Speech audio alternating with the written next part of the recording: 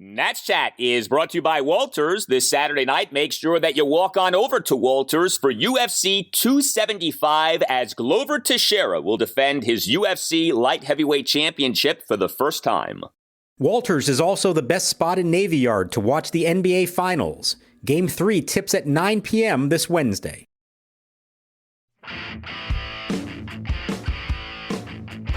Michael Franco, first pitch swinging, skies one to the air, deep left center, way back, going, and gone, goodbye.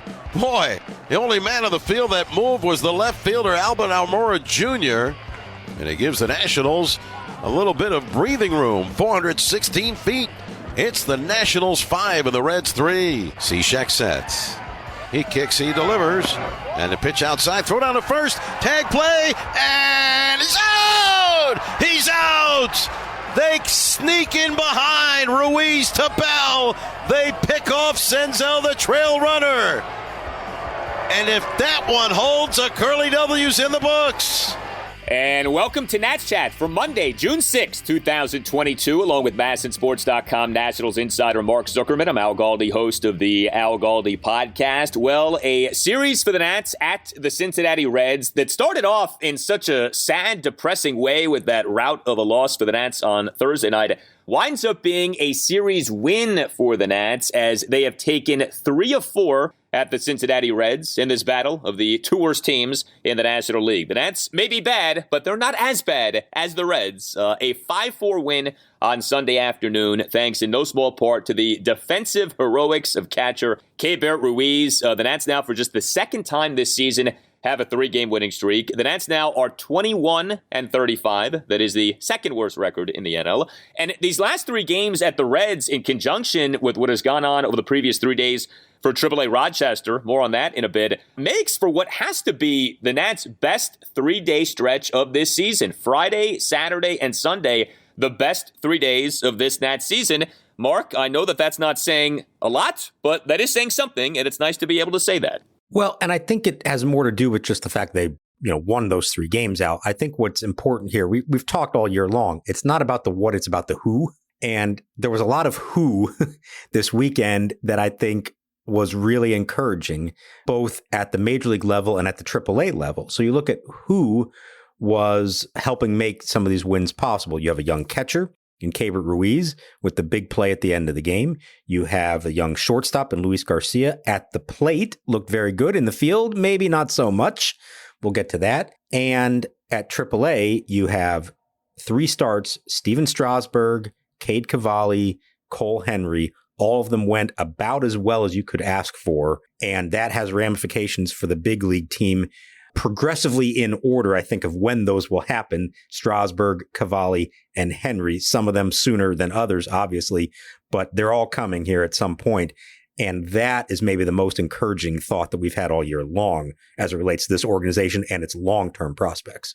It's exciting. I mean, by the time we get to the post-All-Star break portion of the season, it's possible that Strasburg, Cavalli, and Henry are all in the Nats rotation. Maybe by the time we get to August. I mean, make the timeline what you want it to be, but all 3 guys are on the come to varying extents in varying ways. But yes, when it comes to this 5-4 win at the Reds on Sunday afternoon, so Keibert Ruiz. So let's first set this up because the circumstance is something that you need to understand here. So first of all, you had the Nats in the bottom of the 9th nursing a 1-run lead at 5-4.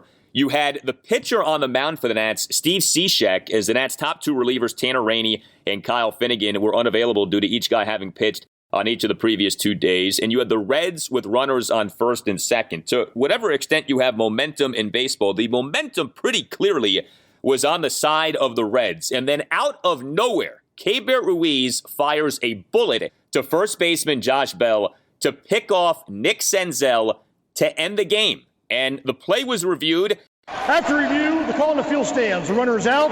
Ball game is over. I don't know what you saw. I thought with all the dust in the air, the dirt in the air, it was very hard to see what exactly the truth was.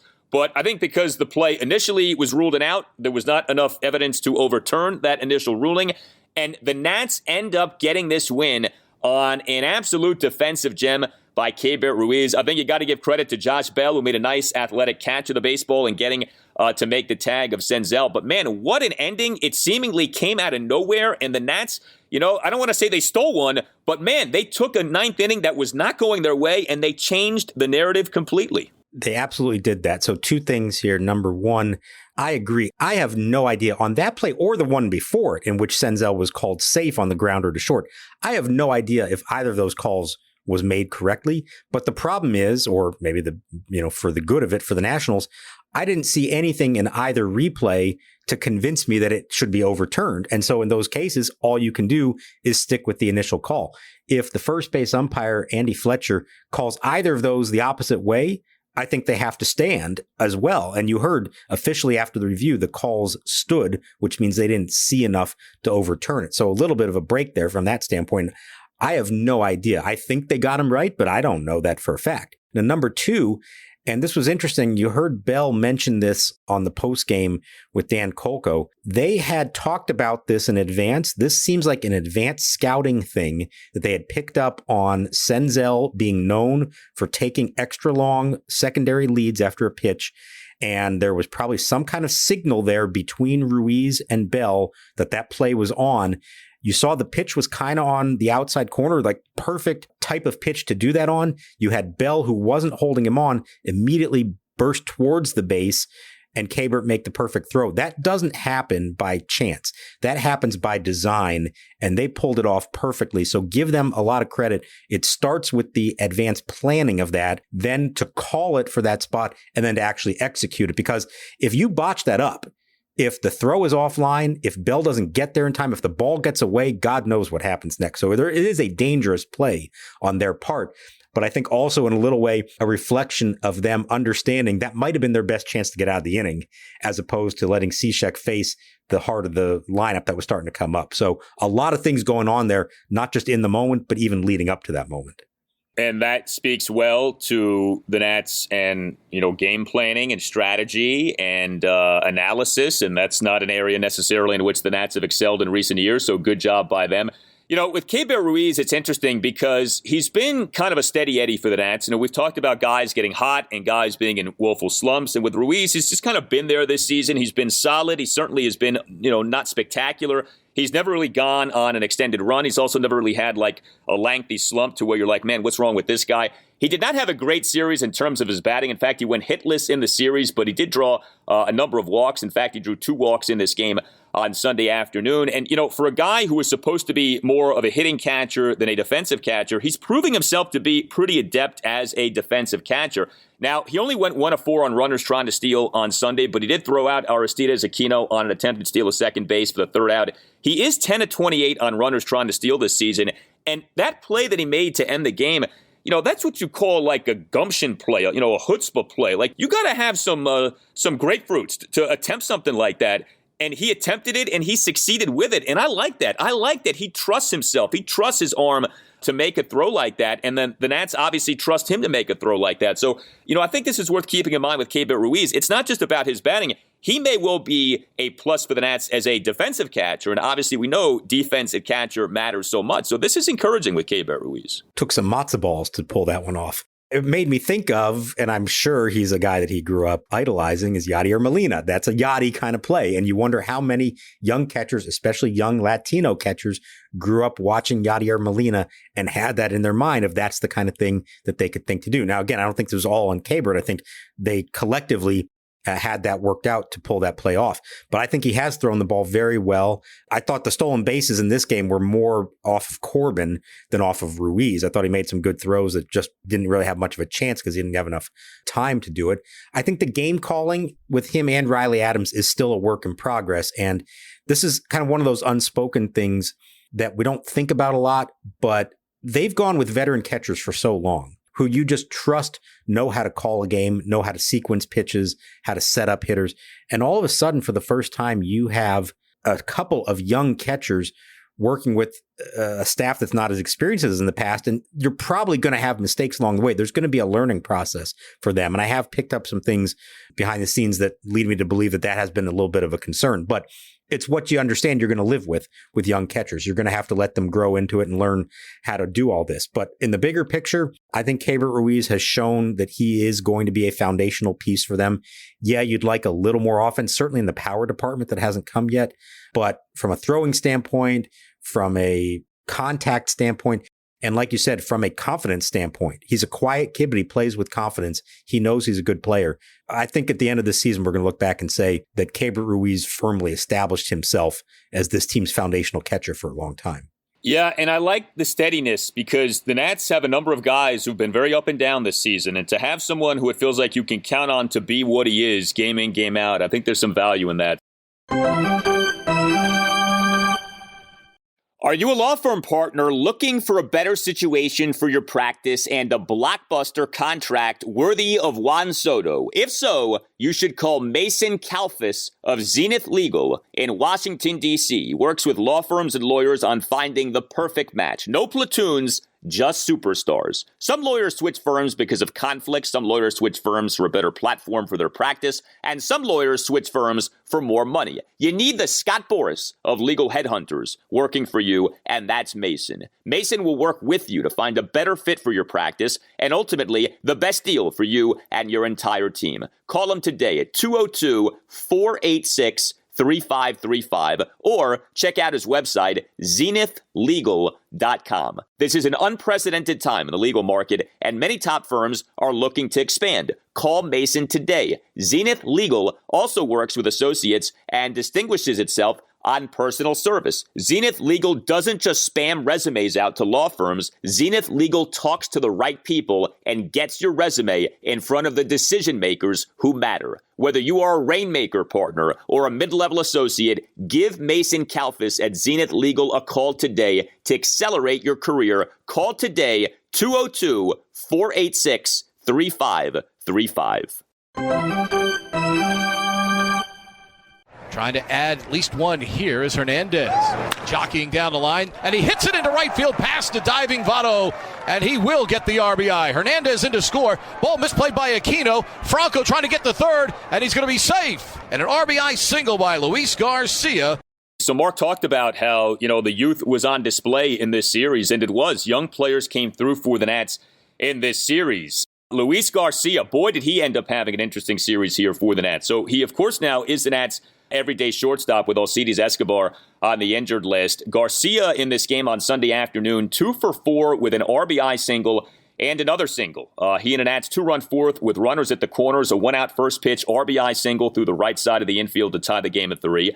Garcia in the top of the ninth, a leadoff single through the right side of the infield. Luis Garcia in this series, 6 for 15 with 2 doubles, 4 singles, and 5 RBI. All 6 of the hits came over the final 3 games of this series. So, you talk about Garcia and Alcides Escobar, like name me the last series in which Alcides Escobar had 6 hits. So nice work offensively by Luis Garcia, but we certainly saw shakiness from him in this series defensively, and, not always on a play on which he was charged with an error. And, you have with Luis Garcia, first of all, there is very much a spotlight on his defense. So every little thing with him defensively gets analyzed in a way that you don't have with any other Nats player right now. I am cognizant of that, and to an extent, it is unfair, but this is how it is. We know that the defense is why he stayed at AAA Rochester for so long. So in this bottom of the ninth inning, like I said, you had Steve Cishek pitching, ultimately ends up being a scoreless bottom of the ninth. Cishek got the save. Now, Cishek himself put guys on base. He issued a leadoff 5-pitch walk of Albert Almora Jr., and then came this Nick Senzel single. It was a 2-out full count single. Runner goes the pitch, swinging a line drive, one up. Garcia has it. He's going to have to make the long throw to first. Bell the stretch. Safe is the call at first. He didn't bobble the ball. He didn't make a bad throw, but he seemed to take a bit too much time in getting off his throw from the outfield grass. Now, maybe if he does everything right, Senzel still ends up being safe, but there seemed to be almost like a casual nature to what he was doing, or maybe he just was trying to make sure he did everything right, and so in trying to make sure that he did everything right, he didn't do everything quickly. I'm not sure, but he clearly did not get rid of the baseball in time to get the out. He did not fire the baseball fast enough to get the out. And so it's one of those plays where it's like, okay, did he really do anything wrong? I don't know, but that was not great defensive work, I would say, by Luis Garcia. Yeah, 100%. And this is exactly what they've been talking about all along. It's not trouble on the tough plays. It's carelessness sometimes on the routine plays. And they don't have to be errors. They don't have to be bobbles. They don't even have to be bad throws. when you have it pounded into your head as much as he has, you need to do this. You need to get your footwork right. You need to make sure you're in a good position to make a throw. It's almost like you can see the wheels spinning in his head as that play takes place. And it's like he's going through the process in his mind before he then throws the ball. And you can't afford to do that. You certainly can't afford to do that with a speedy leadoff hitter. And that also speaks to the pre-pitch preparation of knowing who the batter is, how fast he is, and now reacting accordingly. If it's their catcher, you can do all that in your head and make sure you set your feet and all that. If it's their leadoff hitter, you probably have to know going into it that you need to be quicker with it, and not at the expense of your fundamentals. Of course, you need that, but there's just that little split second that you work a little bit faster to make that play. And so these are all the things that they have been talking about with him, and you can absolutely understand why that's going through his mind, because they keep pounding it into his head. And you saw it almost cost them this game. It didn't in the end, but it very easily could have cost them game. I like what I've seen offensively, and really that's a continuation of what he was showing them at AAA. And if it was just based on offense, he would have been up here a lot sooner. But if you're going to play shortstop in the big leagues every day, you have got to be counted on to make every one of those plays, because you can cost your team games. And, hopefully he gets that figured out. But there's that fine balance between making sure you're doing everything right, but then not thinking about it, just having the muscle memory to make those plays over and over every time without looking like you're taking your time in the way he did on that play. Yeah, you worry about like a paralysis by analysis with Garcia, where you have everything weighing on you. And like, okay, I got to do this, and I have to do that, and I have to do it quickly. And, this guy Senzel can run quickly. And so it is tough. I get that it's not easy, but, you had in almost every game in this series at least a moment, if not multiple moments with Garcia. And just, again, not obvious, blatant screw-ups, but things that, looked awkward or choppy. There was a play in game one of the series. Senzel had a hit up the middle, and Garcia made this like awkward attempt at a sliding catch where he was like trying to slide on his knees. And it was like, that's not the way to try to dive after that baseball. But he did that. He had that throwing error on Friday night where he took a long time. He like shuffled his feet too much. And you're just thinking about the footwork, you would think, on something like that. So, work in progress defensively, but already production offensively. Nice to see that. Lane Thomas ended up having a really nice series. Lane Thomas had another multi-hit game on Sunday afternoon. He was an starting center fielder in this game. Victor Robles only ended up starting 2 of the 4 games in this series, started the first 2 games. But Lane on Sunday afternoon, 2 for 5 with a double and a single. He and the Nats 2-run first had a double to left field, despite having been down to the count at 1.12, top of the 7th, a 1-out single up the middle. The ball went off the Red shortstop, Kyle Farmer. So, for Lane Thomas in this series, yes, the 3 home runs on Friday night, but he also had 4 other hits in this series. He, in the series, went 7 of 14, 3 homers, a double, 3 singles, and a walk. So it's not just about the homers. With Lane, we've seen him have some good games and then disappear. At least for the final 3 games of this series, Lane Thomas was a factor. And like we said the other night, what do you have to lose at this point? Just put him out there every day. Let him play. Let him see what he can do with consistent playing time, because it worked last year, especially when he was hitting near the top of the lineup. Between Robles and Yadiel Hernandez, I don't think you have to say that either one has to be playing every day. I would think more often than not you want Robles in center and Thomas in left, but I would like to see that continue. I think at this point, you owe it to him, you owe it to the organization to give Lane Thomas a good long look and make a determination. What is he? Is he a potential starting outfielder for you? Is he a potential top of the order hitter for you? Or is he merely a backup outfielder, or is he not even that? I don't think they really know the final answer to that question yet. The only way to find out is to play him, and I think they're in a perfect position to do just that and try to find out. Yeah, Yadiel Hernandez, as we've discussed, has cooled off. Yadiel on Sunday afternoon, 0 for 4 with a couple of strikeouts. Some other offensive notes here for the Nats in this game on Sunday afternoon. So Josh Bell only had 1 hit, but this was an impressive hit. Bell in a Nats 2-run first, another first inning in which the Nats scored at least a run, and many times it's been multiple runs. Bell, a 2-out, 2-run double toward the right field corner on a 1-2 pitch for a 2-0 Nats lead. So really nice piece of hitting there by Josh Bell. I also want to make mention of Maikel Franco. Franco had some big hits in that wild win for the Nats on Saturday, and Franco on Sunday afternoon only had 1 hit. He did leave 3 men on base, but the hit was a home run. Franco in a Nats 1-run 6th, a 2-out first pitch solo homer to left center to put the Nats up 5-3. You know, I mentioned this on the last installment of the podcast. I know you're probably not going to get a lot from Maikel Franco, but he is doing some nice things offensively. He's been excellent with runners in scoring position. You see the home run on Sunday afternoon. So I don't know, maybe he can hit himself into being some sort of a trade piece for Mike Rizzo to get something back. But he's doing a pretty good job here, especially in this series. Franco had a nice series for the Nats. Yeah, I think the key there is like the overall numbers don't blow you away at all, but it's not how much he's producing, it's when he's producing. He has been coming through in a way that a lot of guys have not in big spots in the game. That was a towering home run off a guy who throws the ball pretty hard in the 6th inning, and Luis Castillo. I like what I've seen from him. I don't know how to describe it. There's just like this sort of confidence and swagger to him. It's kind of like, hey, I've been here. I've done this before. He's not fazed by anything. You know, he's not a great player. I don't think he's suddenly going to become the player the Phillies thought he was going to be a long time ago. But all things considered, in the situation that he was thrown into, and when Carter Kieboom got hurt, he's done everything they could ask of him in that spot. That's, you know, been a godsend for them. And just back to that Bell double in the 1st inning, I thought that was huge because the 2 at-bats before that, Soto and Cruz, can't even get the runners moved up from 2nd and 3rd, nobody out. You got the heart of your lineup out, and Soto on an 0-2 pitch grounds out to 3rd, and then Cruz strikes out pretty quickly.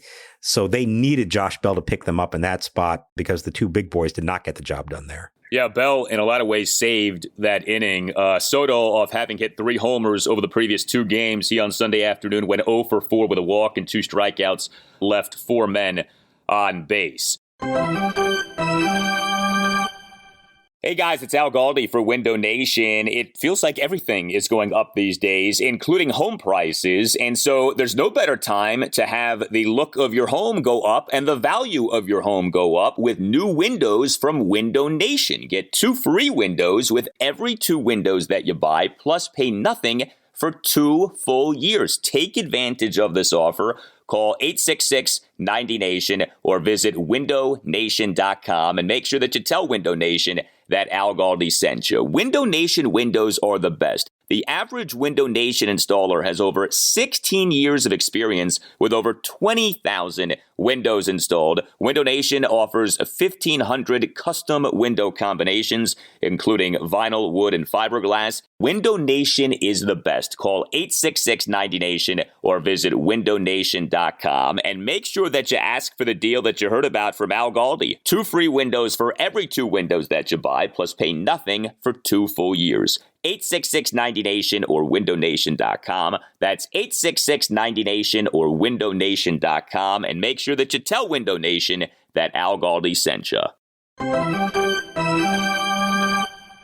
Corbin kicks, delivers. Swing and a line drive, base hit left field, toward the line. Votto around 3rd can trot home as that one goes all the way to the wall. Played on the carom by Yadiel Hernandez. And Stevenson is into second base. The Reds have back-to-back doubles, 3 hits in a row and 4 hits out of 5 batters. The only out on the fly ball to the wall in right center. And the Reds have taken the lead here in the bottom of the 1st inning at Cincinnati 3 and Washington 2.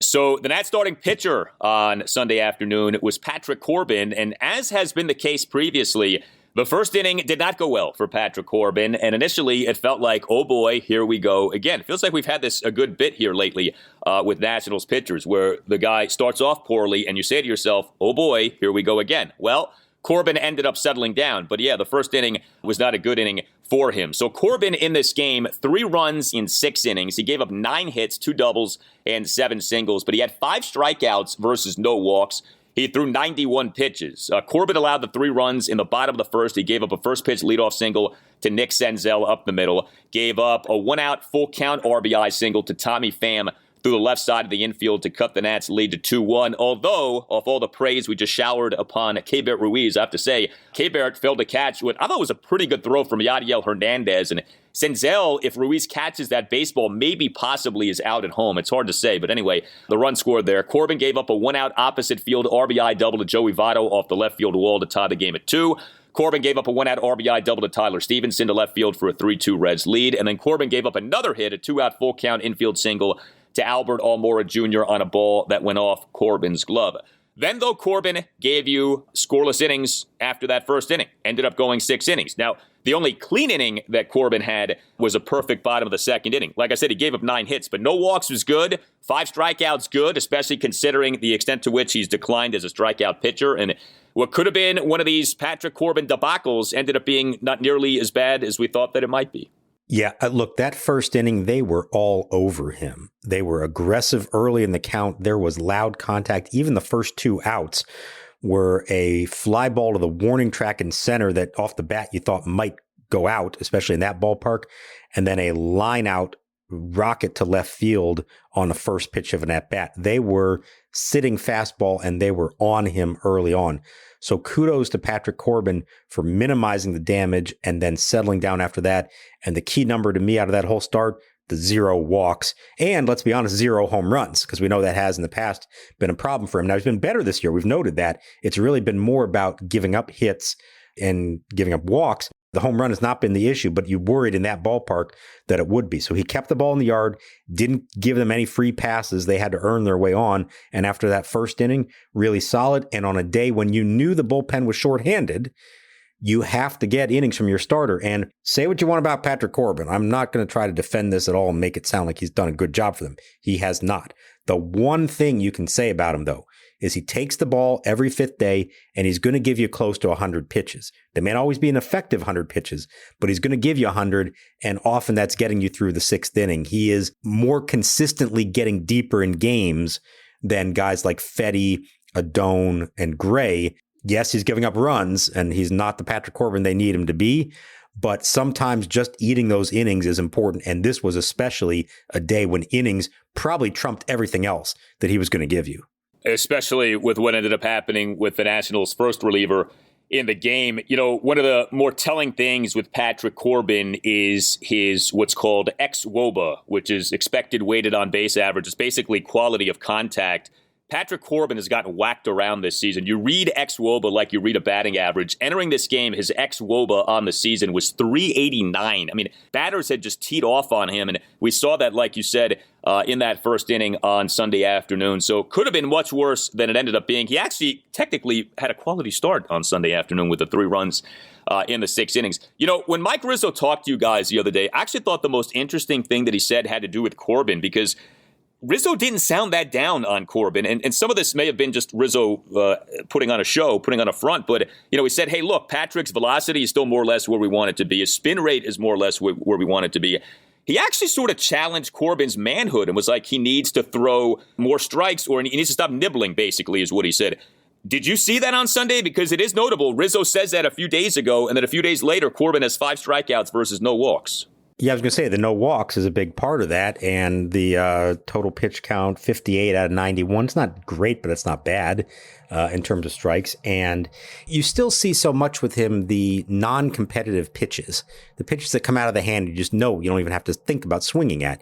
There were a few of them in this game, maybe less than in the past. But yeah, I think Rizzo wants him to be aggressive. He wants him to throw both sides of the plate. We've talked about that a lot. Davey keeps talking about how he needs to keep the ball down in the zone. What you heard from Rizzo there, and it kind of mirrors what we've been hearing from everybody when the topic of Patrick Corbin keeps coming up, it's that they don't seem to think there's any reason for him to be struggling like this because the velocity is there. The spin rate is there. He still has the ability to throw the slider really well. Yes, they want him throwing more changeups, but that, can't be the only thing. Like, he was successful with the peripherals looking pretty similar only a few years ago. So why is it that all of a sudden he can't? And does that have to do with aggressiveness? Does it have to do with pitch selection? Like we were talking before about the young catchers, I think that is part of the equation of getting these young catchers on the same page with him and understanding how to get the most out of him in the pitches that they call. So I think there's a frustration on everybody's part, but also an understanding of this isn't a lost cause in terms of like, this guy just has nothing left. Like, we've seen pitchers who clearly can't throw the way they used to, and their careers are over and they're stuck with him. And in this case, maybe it's foolhardy to believe it, but in their minds, they're saying he still should have the ability to be an effective pitcher. We just got to figure out how to get him to be that guy again. Yeah, I think what's tough is that this is year 3. And so when a guy's bad for 1 season, maybe 2, the idea is to fix him. When a guy is bad for 3 straight years, and by the way, is progressively worse in each season, then you have to come to terms with the reality that this maybe is just who he is. But we'll see. He did rebound in this start on Sunday afternoon for sure. So the Nats bullpen on Sunday afternoon was a story in and of itself. Tanner Rainey had pitched in each of the last 2 games. Kyle Finnegan had pitched in each of the last 2 games. Go figure. These guys were like never pitching, and now they pitch so often they're not available in what ended up being a 1-run win for the Nats to win a series here. So Davey Martinez ended up using 3 relievers in this game. The 3 relievers were Victor Arano, Erasmo Ramirez, and Steve Cishek. B bullpen, anyone. So Arano tossed a perfect bottom of the 7th. He began the bottom of the 8th, which was telling in and of itself. But he ended up having a play on which he got hurt and also got charged with a fielding error. This was a leadoff tapper by Brandon Drury on which Ramirez got injured. He failed to catch the baseball with his glove, and then in going back for the ball, did something to his left leg and then crumbled to the infield grass, and then that was it. He was taken out of the game. Erasmo Ramirez came into the game in this bottom of the 8th inning, so he comes in with a runner on first, nobody out, Nats up 5-3. Ramirez gives up 2 singles, including a 2-out opposite field RBI single to Tyler Stevenson to right field to cut the Nats lead to 5-4. And then we got what we got with Steve Cishek, who, yes, did ultimately toss a scoreless bottom of the 9th for the save, but he issued a leadoff 5-pitch walk of Albert Almora Jr. and then gave up that 2-out single to Nick Senzel on the Luis Garcia play there. So a lot happening here with this Nats bullpen. What did Davey Martinez have to say after the game regarding Victor Arano? So the thing that they didn't even really know at the time, and it seems like they still don't know 100%, is was it his hamstring or the back of his knee? He was kind of clutching both areas. It seemed like he landed awkwardly. You could see that last step he took, the leg, almost like he hyperextended it and went down in the heap thinking, oh my God, what did I just do? I'm not entirely sure. And the pitch swung on and hit up the first baseline. Arano boots the ball, and he hurt himself to boot. He is down on the infield on his back. It was a very awkward play on what probably should not have been. It was a fairly routine little tapper to the right side of the infield, the kind of thing they work on every day in spring training. So he's going for an MRI, when they get to Miami on Monday, and then they'll have some answers for us on Tuesday. I wouldn't think this is something, even if it's not serious, it's probably going to take a little bit just to heal from whatever trauma that occurred there. You hope it's nothing more than that, because Arano actually has been, he's not the A bullpen, but he's kind of the A1. He's sort of the next guy up after that, and they have used him in some fairly big spots. So you hope it's nothing more serious, but not a real good looking play. And, like you said, it was telling the fact that they were trying to get at least 4 outs from him, if not more. That was the situation they were in this game, where they needed Victor Arano not only to pitch the 7th, but at least part of the 8th as well. Yeah, and that you can win a game. I mean, look, you're playing at the Reds, understand that. But it's nice that you can now say, okay, we won a game in which neither of our top 2 relievers were available to us. I think there is something to be said for that. But it was not easy. There's no doubt about that. And top 3, really, because Carl Edwards Jr., who has turned into a very good reliever, had pitched 3 of the last 4, so he was also unavailable. Yeah, I mean, Edwards is emerging as a potential trade piece here. He's done a nice job. There's an example of a minor league contract potentially paying off big time with the job that he's done for the Nats. I mean, he was great at AAA, and after a bad first outing with the Nats, he's been really good since then. So, yeah, all 3 guys unavailable for the Nats in this game on Sunday afternoon. Well, also on Sunday afternoon, we had yet another notable game for AAA Rochester. Boy, what a weekend this ended up being for Rochester. You had Stephen Strasburg on Friday night making his latest and perhaps final minor league rehab assignment start. You had Cade Cavalli on Saturday in game 1 of a doubleheader having his latest dominant outing. And we on Sunday afternoon had the AAA debut of Cole Henry. The Nats this past Thursday promoted Henry from AA Harrisburg to Rochester. Cole Henry is a second-round pick of the Nats. They took him in the 2020 draft out of LSU. This is his age 22 season. He was outstanding for Harrisburg this season. 7 starts, 23 2/3 innings, ERA of 0.76. And Henry on Sunday afternoon in his debut for Rochester did well. This ended up being an 11-2 win for Rochester over the Buffalo Bisons. Henry in this game, 5 scoreless innings. Now, it wasn't necessarily dominant. He only had 3 strikeouts, gave up 3 hits and a walk, 57 pitches, 36 strikes versus 21 balls. But 5 scoreless innings are 5 scoreless innings, and he gets off to a nice start in his run here at AAA. So we know Strasburg could be starting for the Nats as soon as this week. Cavalli now has been good in each of his last 3 starts off having had some problems over his first 7 starts for Rochester this season. What do you think with Henry? What do you think they're thinking in terms of how long at AAA? A month, 2 months? Obviously, it's going to depend on how he's looking. But the timeline here with Cole Henry in Mike Rizzo's mind is likely what, do you think? So, I'm looking at this and thinking in my mind, they gave him 2 months at AA. You probably want to give him 2 months at AAA. So I'm thinking early August. Now, if he is completely lights out for them, then maybe you can speed things up a little bit if he shows that he is ready. But, ideally, I think they would want to give him a little bit more time than that. And maybe he does need more. Maybe we're talking about September. I do think, we said the other day, once they promoted him to AAA, that to me is the indication that they do expect him in the big leagues at some point this year. If he stays healthy, doesn't get lit up at AAA or anything like that. So I think we will see him.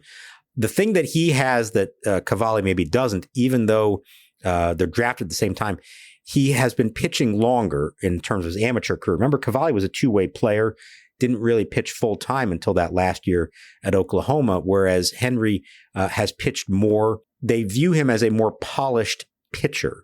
Doesn't have the pure stuff that Cavalli does, but they think he is more advanced in terms of his pitching approach, expertise, whatever term you want to use for any of that. So that makes him a guy that you could see fast tracking, which is basically what we're seeing here. Good start for him, obviously. You want to see more of it, consistency, start to start, how he does at that level. I'm looking at early August, but I think that's very much fungible in either direction, depending on how the performance goes. But if you're talking back-to-back, Cavalli and Henry, total of 12 innings, 1 run allowed, and 15 strikeouts and maybe 3 total walks, if I have that right. That's really good. You want to see more of that. That is very encouraging from allegedly your top 2 pitching prospects, certainly your 2 best pitching prospects who are at the upper levels and close to being big league ready. Yeah, and this rise of Cole Henry is so needed, not just because of the state of the Nats organizational pitching, but 2 prominent first-round pitcher picks for the Nats in recent years, Mason Denneberg and Jackson Rutledge. Denneberg has struggled with injury. Rutledge has had his own issues. Really, only Cavalli has done well in terms of these recent first-round picks who have been pitchers for the Nats. And so to have a guy like Henry, I don't want to say come out of nowhere, because again, he was a second-round pick, but nobody was looking at him the way we're looking at him now, say, coming into this season. Like, his stock is soaring, and that he's doing this, and that you could end this season with both Cavalli and Henry in the major league rotation. That's really good news. And if those guys do well and you exit this season feeling really good about Cavalli and Henry, and maybe Josiah Gray's on track, and now you have 3 young pitchers all of a sudden as foundational pieces. I mean, I know that is going to require a lot of things going well, but man, that changes the conversation about this rebuild if you have something like that. And that's why I think, as we were saying, this weekend is so uplifting because of who we're talking about and what it could mean in the big picture. I think I said at the beginning of the year, I'm much more interested in the second half of this year than I am the first half of the year, because I think we're going to see more guys in the second half who could figure into the long run. That the most disappointing or frustrating part of the season to date to me isn't that they're losing so many games. It's that the majority of guys on this team are placeholders. There's a few who we do think are going to be part of this in the long run, but most of them are here in the short term until more young guys are ready. Well, we're now finally starting to see some evidence of those young guys getting closer. We have Luis Garcia up here now. You have Gray and Adone. You have Ruiz. Cavalli should be coming soon. Henry could be coming at some point after that. And I know he's not young, but Stephen Strasburg is very close to returning now. And I'm going to put it in that category of somebody who is hopefully going to be here for the second half of the year, who wasn't for the first, and who does, just because of the contract, still potentially figure into their long-term plans. Long way to go before we know how he's going to fit into it. But for the first time, really all year, there are some encouraging developments about guys who could actually help them win, not just this year, but beyond. Well, next up for the Nats is their first scheduled off day since May 19th. Boy, it has been a while. Now, the Nats did have an off day on May 27th due to a rainout, but the Nats finally get a scheduled off day on Monday for the first time in a while, and then they don't have another one for a little while after that. But then after Monday comes a 3-game series at the Miami Marlins, Tuesday night, Wednesday night, and Thursday night, because the Marlins never let you on a getaway day have an afternoon game. Thank you very much, because, you have to have all 18 people show up in Miami at night as opposed to, 16 people in the afternoon. Anyway, Davey Martinez during his postgame press conference on Sunday said that Yohan Adon will pitch on Tuesday, Josiah Gray will pitch on Wednesday, and then Thursday is TBD. Should we take it that TBD is Latin for Stephen Strasburg, or should we not be assuming that just yet? I think it's Latin for Stephen Strasburg if Monday's bullpen session goes well. You can get a lot into a few letters in Latin. They mean a lot, actually, yeah. I thought it was interesting. Typically, he would throw his bullpen 2 days after he starts. Well, that was actually Sunday. They decided to hold it off and have him go Monday on the off day in Miami. It's my understanding of it, which would push a start back. Typically, he would start 3 days after doing that.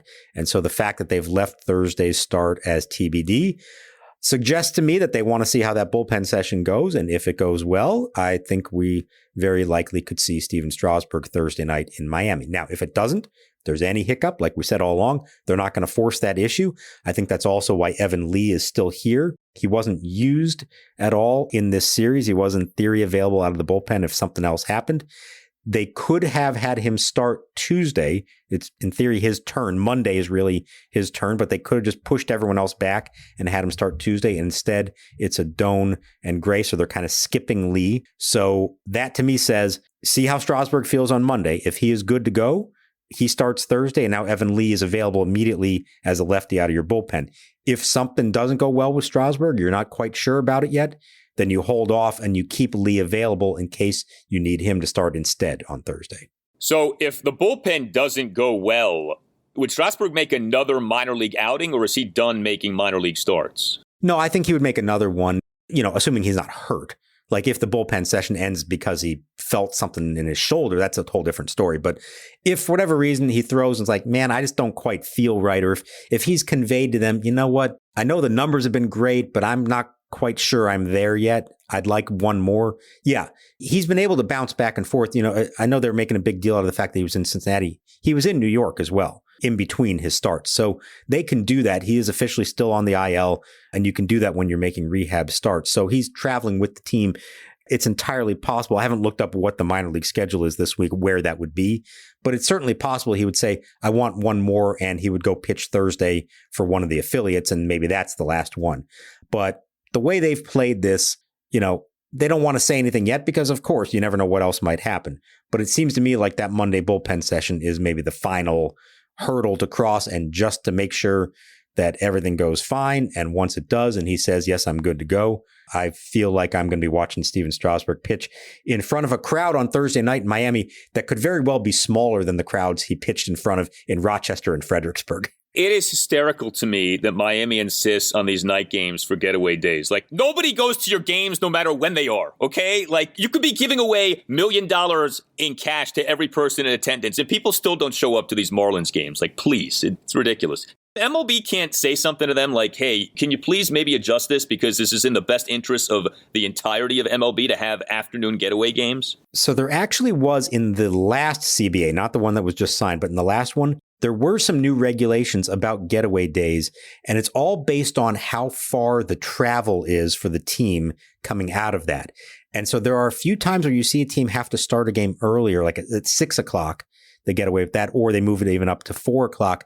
And it has to do with, well, if the visiting team has to travel 3 hours or whatever it is, or X number of time zones away, then you have to do it earlier. And this is the weird one. So they start the games at 6:40. So maybe that allows them to fudge this a little bit. They look at it and say, oh, well, they're still in the Eastern time zone, so it's not a long trip.